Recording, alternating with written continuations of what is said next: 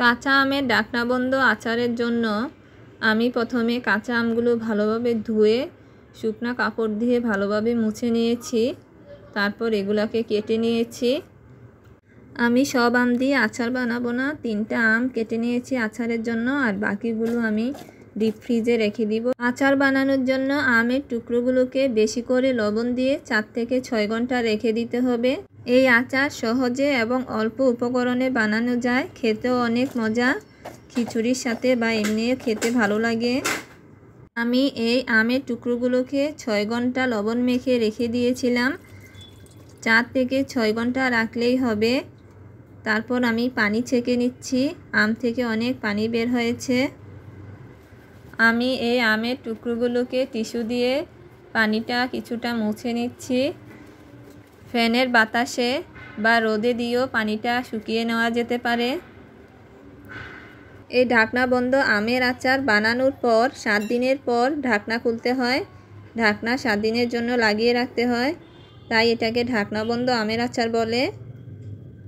আচারের জন্য প্রথমে আমি কিছু সরিষা ব্লেন্ডার করে গুঁড়া করে নিব। এই সরিষাগুলো আমি ভালোভাবে পরিষ্কার করে মুছে নিয়েছি, যে কোনো সরিষা হলেই হবে। আমি এখানে কয়েক টুকরো আদা, কাঁচামরিচ, শুকনা মরিচ আর রসুন নিয়েছি। এগুলা প্রথমে ব্লেন্ডার করে নিব।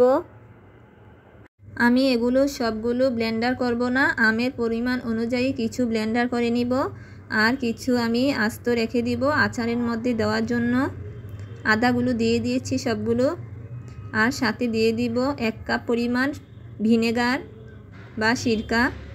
আমি প্রথমে অল্প একটু ভিনেগার দিয়েছি, এগুলো আগে ব্লেন্ডার করে নিব। তারপর দিয়ে দিয়েছি পরিমাণ মতো লবণ দিয়ে মাখিয়ে রেখেছি, তারপরও আবার একটু লবণ দিতে হবে।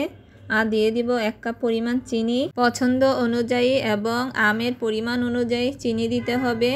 এখন বাকি সিরকাটুকু দিয়ে দিয়েছি। এখন আবার এটা ব্লেন্ডার করে নিব। চিনিটা ব্লেন্ডার করে ভালোভাবে মিশিয়ে নিতে হবে। চিনিটা ভালোভাবে গলে গেলে এখানে আমি ব্লেন্ডার করে রাখা সরিষার গুঁড়া পরিমাণ মতো দিয়ে দিব। তারপর এটা ভালোভাবে মিশিয়ে নিব।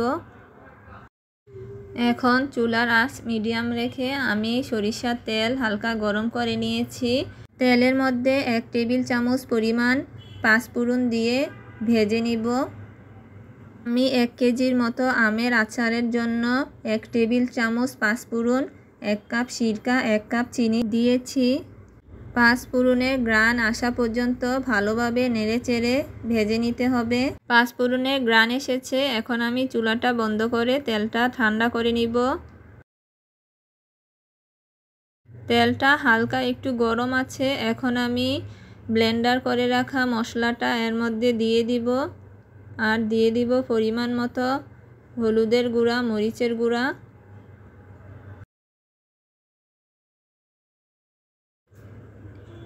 এখন এগুলোকে ভালোভাবে মিশিয়ে নিব।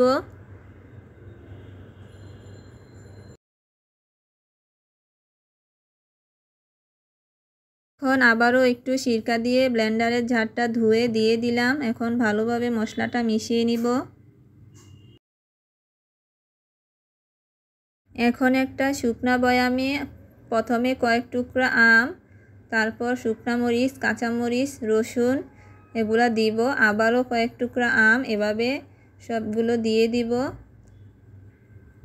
অর্ধেক বয়াম দেওয়ার পর আমি এখন তেলটা ভালোভাবে নেড়েচেড়ে এর মধ্যে দিয়ে দিচ্ছি অল্প করে। বড় চামচ দিয়ে তেলটা আমের মধ্যে দিলে ভালো হয়, সুন্দরভাবে হবে, না হয় পড়ে যাবে। এভাবে আবারও কয়েক টুকরা আম, শুকনা মরিচ, কাঁচামরিচ, রসুন দিয়ে বয়ামে সমান করে তেল দিয়ে দিব। অতিরিক্ত বেশি দেওয়া যাবে না, তাহলে পড়ে যাবে, ঢাকনা লাগানো যাবে না। পর এটার উপরে আবার কয়েক টুকরা রসুন, শুকনা মরিচ, কাঁচামরিচ দিয়ে ঢাকনা বন্ধ করে দিব। 7 দিন পরে ঢাকনা খুলব। এভাবে ঢাকনা বন্ধ করে রোদ থাকলে রোদেও দেওয়া যাবে, বা এইভাবে রেখে দিলেও হবে। এই তো আজ 7 দিন পর ঢাকনা খুললাম। আমের কালারটা অনেকটা চেঞ্জ হয়ে এসেছে। এখন একটা টুকরো খেয়ে দেখব কেমন হয়েছে। খেতে কিন্তু ভালোই হয়েছে। আপনারাও এভাবে বানিয়ে খেয়ে দেখতে পারেন। সহজ এবং অল্প উপকরণে ঢাকনা বন্ধ আমের আচার। ভিডিওটি ভালো লাগলে লাইক, কমেন্টস এবং শেয়ার দিবেন। আল্লাহ হাফেজ।